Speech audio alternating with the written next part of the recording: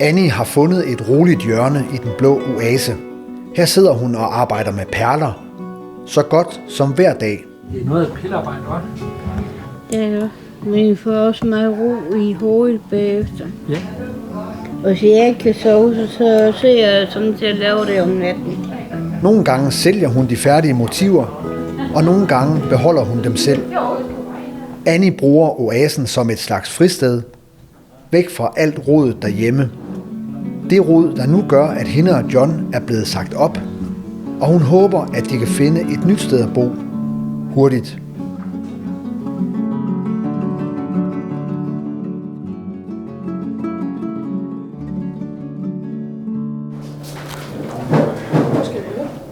Du skal bare følge med mig. Ja. John har besluttet, at Camilla Christiansen, der er socialrådgiverstuderende, skal have en buket blomster.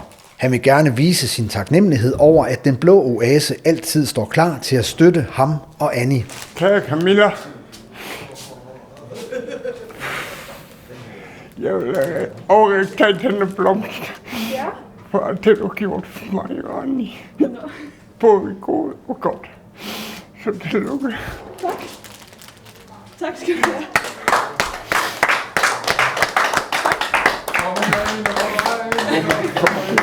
Tak, John. Tak. Jeg har haft en masse alkoholproblem. Det har jeg pludselig. Jeg kunne drikke en kasse over dag.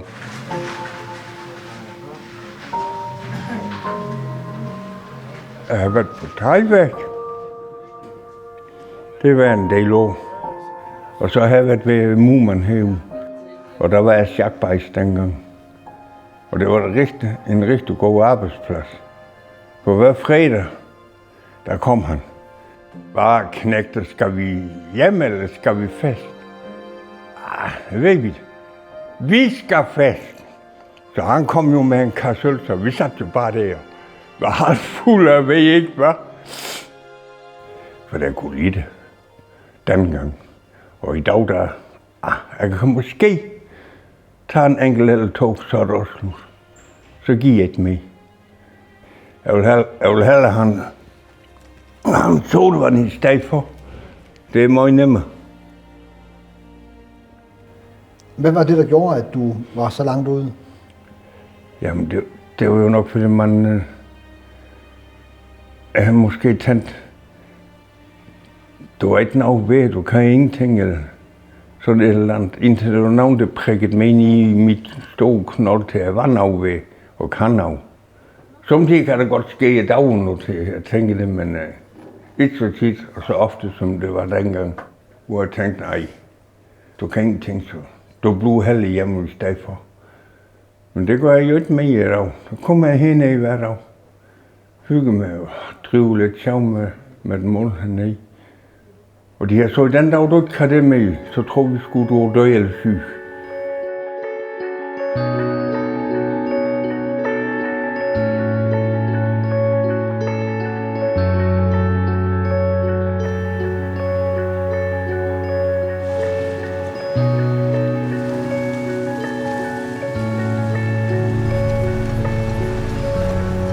Fint.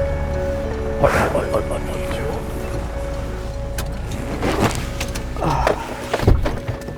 Ups. Spændende. Ja, det er spændende. Helle har fået en bolig, og nu er hun så småt begyndt at flytte sine ting fra Vorbasse. Dorte og socialpædagog Susi hjælper til med flyttekasserne. Den der er godt nok. Og den nye. Den nyeste, den har jeg i hånden. Tøjposer, de skal bare i soveværelset. Ja. Helle, det er dit nye sted, det her. Ja. Hvad tænker du? Jeg er glad for det. Jeg er rigtig glad for det, ikke også? Også at det er lyst og venligt, ikke også? Men altså, jeg mangler stadigvæk så mange ting. Hvordan er det, at du skal forlade Vorbasse? Det bliver så modigt, faktisk. Fordi altså, jeg kan godt lide alle de mennesker omkring mig. Så det bliver lidt så modigt. Og det bliver lidt mærkeligt at bare være sig selv. Ej, det er hyggeligt. Det er sådan, det ser rigtig hyggeligt ud. Nej, hvor dejligt. Ej, det er dejligt mange skab. kan godt lide, der er vindue i køkkenet. Ja, det er så hyggeligt her. Og så der om til terrassen lige frem, ikke også? Og her. Og der kommer aftensolen, siger han. Ja. Ej, jeg bliver simpelthen nødt til at lige gå herude for. Hvad synes du? Jeg synes, den er fin. Ja, den er simpelthen. Og dejlig have til bundsur og alting. Tillykke. Det bliver da godt. Ja, det er så godt. Det er altid kaotisk, når man får perlevæggen. Alle de poser og kasser, inden man får. Nu kommer jeg jo til at bo her, ikke også, i min seng, indtil jeg får noget. Ej, du har også en stol, det ved jeg. Altså, indtil videre, der har jeg ikke en sofa og en sofabord eller noget. Det har jeg ikke. Nej, så må jeg har bare min sidde seng. ned på gulvet. Jeg har min seng. Og du har et fjernsyn. Ja, jeg har min seng, og jeg har min fjernsyn. Ja, ved du hvad, det er næsten det vigtigste. Ja. Ja, det er faktisk rigtigt. Ja, det er det faktisk. Og streamingtjeneste til gode danske film. Ja, Ja. det var nok. Så kan du sidde i din gode seng og se nogle gode danske film. Og... Yeah. Ja, det bliver giver jeg i hvert fald nødt til i starten. beroligende, ikke? Det bliver jeg nødt til at Det er starte. så hyggeligt. Jeg tænker, der er mange dobbeltting i det. Det er godt for Helle. Ude ved os, ude på Blå Kors, det er jo midlertidigt. Det er et forsorgshjem. Der skal man ikke bo i lang tid. Så man skal ud og have sin egen bolig. Men det er også skræmmende, når man har boet ude ved os i 8 måneder. Og det bliver stille. Og nogen, jeg ved Helle også har udtrykt frygt for at blive ensom. Så der er noget dobbelt i det. Det er skønt at få sit eget hjem. Og så få sådan en dejlig lejlighed som det her. Det er jo fantastisk. Men det bliver også stille, når man har boet sammen med 20 mennesker i 8 måneder.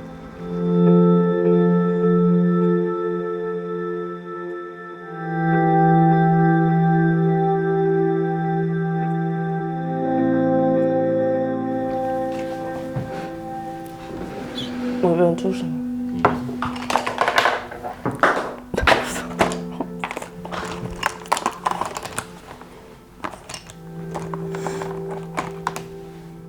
Efter sin tur i fængsel er Martin flyttet hjem til sin kæreste Kimi, som han har mødt på Den Blå Oase. De skal nu planlægge at flytte Martins ting ud af hans gamle lejlighed. Vi skal også have flyttet dine ting i weekenden. Der er mange ting, vi skal. Vi har travlt. Du var uden smøg, Hvad? Du var uden smøg.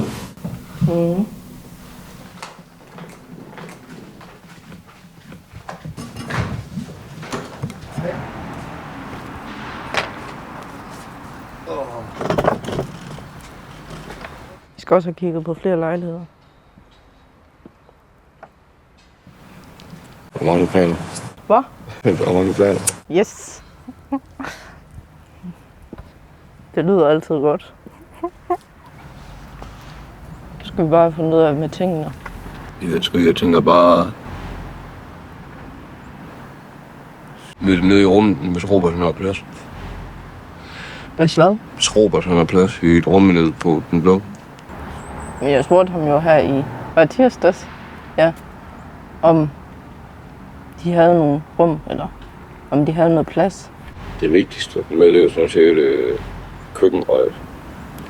Ting, der holder ved under stolen. Det vi ikke skal bruge, det kan vi jo bare lade stå. Og så får gjort rent, og så...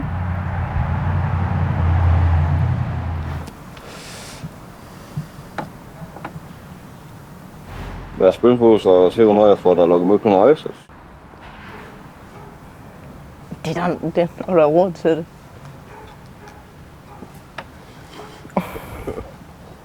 Altså, når vi gerne vil til Maldiverne, så det koster penge. Ikke fordi vi ikke har dem. Ja, nu ved vi jo heller ikke lige, hvad det koster. Det er jo for mig også dyrt.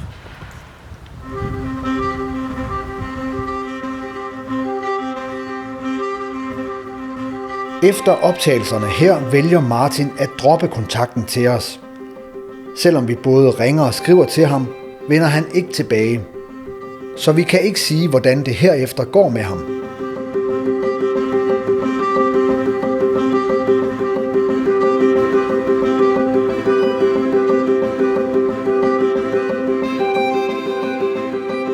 Herren velsigne dig og bevare dig.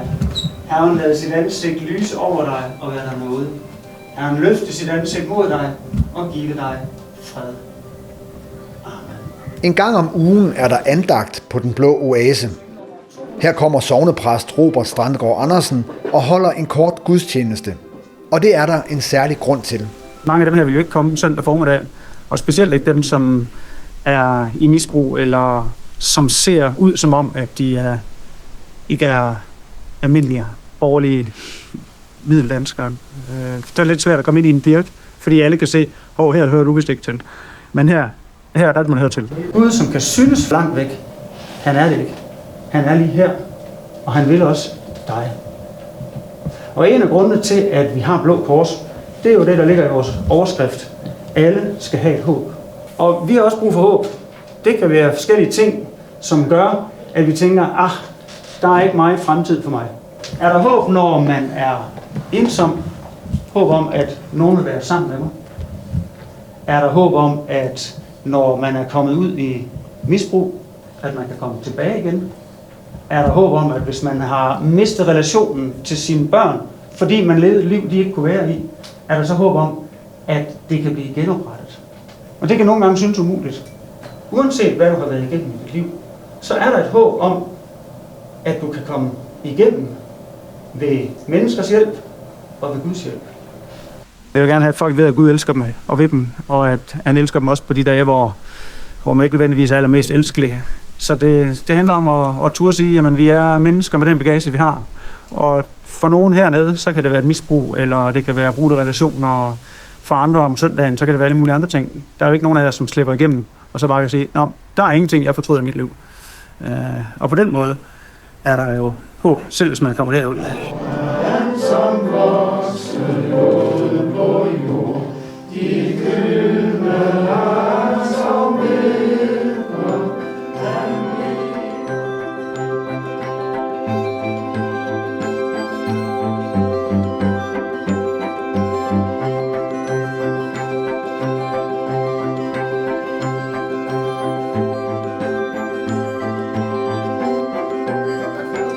Socialsygeplejerske Kira Bøjsen har sat sig ud i solen sammen med ham, vi kalder for K.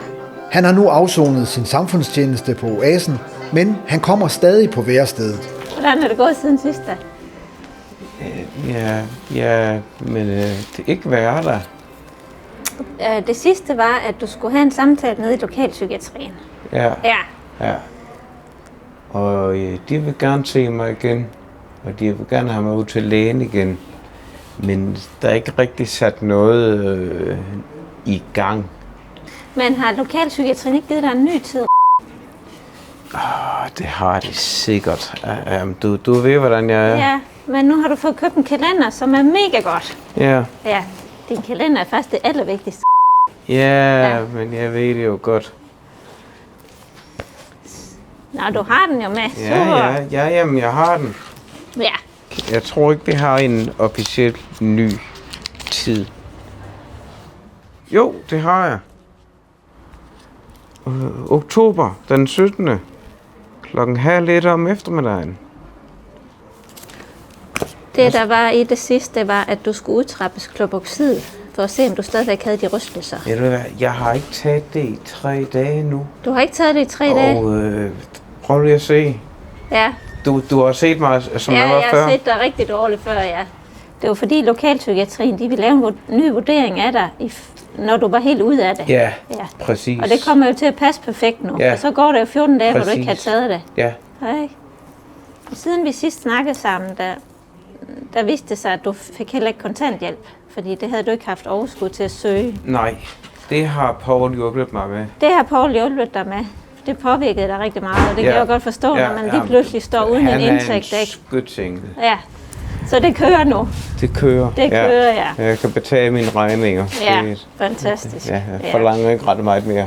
Ja. Er der sket en forværring af noget nu i de 3 dage her? Det var ikke pillerne, der manglede. Det var alt det andet. Det var dig. Var det mig?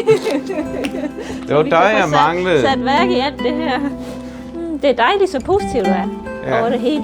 Ja, og du gerne vil det her, ikke? Jeg vil gerne fremad. Ja, du vil gerne fremad. Det kan jeg mærke på dig, og jeg hæpper på dig.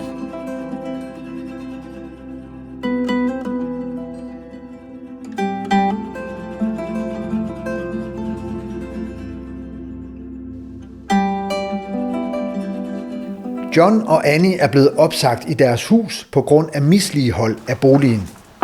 Nu har de spurgt om hjælp, og derfor er Randi Eskildsen fra Socialsygeplejen og en repræsentant fra Aabenraa Kommune taget hjem til dem for at tale om, hvordan de så kan hjælpe parret. Skal vi lige bare tro, at jeg går ind? Måske. Goddag, Annie. Jo tak, jo tak. Hej, John. Jeg kan godt se det. Hej, John. Hej. John. I har glædet jer til vores besøg. Ja, det har vi. Det er jo godt. Ja, Det har vi. Ja. Og hvad skal vi finde ud af? fortæl os, ja. Og det her, Ja. vi kan bare ikke sure. Nej. Det kan jeg godt forstå. Simpelthen. Det kan jeg godt Jeg er forstå. 71, Ja. og jeg har med Lind og det ene og det andet. Så vi kan. John og Annie, det er jo et eksempel på, at når de først beder om hjælp, så kan vi hjælpe dem. Og vi kan jo godt se, at det er kritisk, som de bor. I dagens Danmark må man gerne bo, som man hver især selv har lyst til. Så der skal også et mod til at bede om støtten og bede om hjælpen. Fordi der måske også ligger lidt flovhed indover. Hvad tænker andre? I er opsøg her jo, ikke også? Ja, okay. Til? Den 31.12. Ja. Okay. Ja. Så det skal findes en anden løsning. så hurtigt som muligt. Så hurtigt som kunne være. muligt, ja. Ja. Og hvad tænker I forhold til det? Hvad har I tænkt nogle tanker i forhold til det? Det må bare ikke være oven. Det skal helst være nede Det i vil jorden. jo, ja. Mm. Og helst en træ, hvis det kaldes så godt. Okay. Og det er Gråjæve af Høje. Ja, Ja. simpelthen. Hvordan vil I have det, hvis nu I kommer i en anden Og bolig? det vil komme i en anden bolig her, Ja. så snakker vi, vil gerne have et 14 stav. Hvis det kan. Nå, hjælp til rengøring. Ja. Ja, okay. God idé. Jeg blev chokeret, da jeg så, at hvordan Annie og John de bor. Så jeg synes, det er så flot, at de så åbner op. Og ja, de er gået helt under radaren, fordi vi ikke har set det før. Og at de ikke har bedt om hjælp før. Hvordan laver I mad? Vi tager jo råb rundt om aftenen, fordi vi får varm mad dernede. Okay. Det kan vi ikke, hvad der er at lave. Nej. Det er så kun i weekenden, vi laver varm mad. Okay. Men I kan godt lave mad ude i jeres køkken? Ja, det kan vi jo. Okay. Men det ser jo bare hasens ud. Det er godt, I har søgt hjælp i hvert fald. Jeg har jo været stille, og nej, jeg vil selv. Ja, ja. Men jeg må sige, at det kan jeg ikke. Nej. Så er det godt, du har taget fat i Randi. Men det er jo også det, for vi er der. Ja. Det er jo netop for at hjælpe jer. Ikke også? Det er noget med at skal Så ind af en smal vej, og så ikke skal i uge. nemlig. Ja. Må jeg kigge rundt? Ja. Må vi kigge rundt? Fordi ja. Okay. Må jeg tage et kig i køkkenet også? Ja. Velkommen. Tak. Hjertelig velkommen.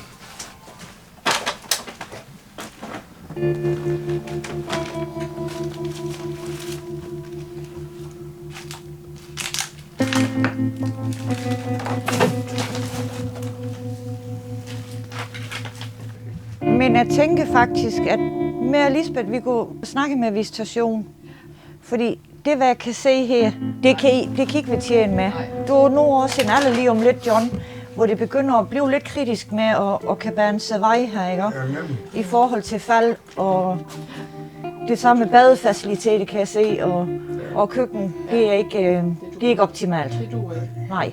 Vi går tilbage til visitationen til kommunen, og så prøver vi at se, om vi kan hjælpe jer med noget. Ja, Det vil vi det er kunne. nyt. Lyder det som en plan? Ja. Godt. Ja. Blev du ked af, John? Ja. Ja. Men det er faktisk okay. Eller? Det er godt, I har søgt hjælp. Fordi det er det, for vi er her. Eller? Det er bare at gryde af hovedet nu. Giv det lidt ro.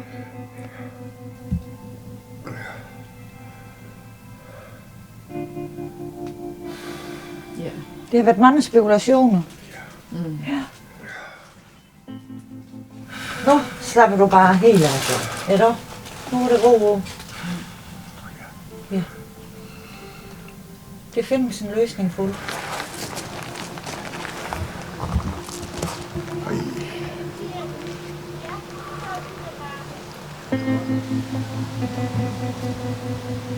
Det var det bedste, jeg kunne få at vide dog. Det var dejligt. Vi er klar til at hjælpe, når I beder om at hjælpe. Ja, det lader. Det gør du nok. Puh. Skal du have din krammer? Ja. Ja, det skal du have. Det skal jeg. Ja, vi ses så. Ja. Ja, det gør vi. Vi ses, John. Ja, det gør vi. Ja, moin, moin.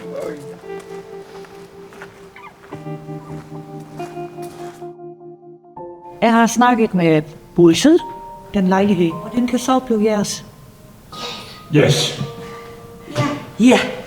Jeg synes, det er tomt og ensomt i forhold til det, jeg har haft de sidste 8,5 måneder. Goddag. Hej. Det er jo en dansk tradition at drikke. Så begyndte jeg at drikke i smug for mig selv. Og så stak der. Prøv lige at mærke efter med tungen op omkring, når der er nogle... Det er dejligt, var det.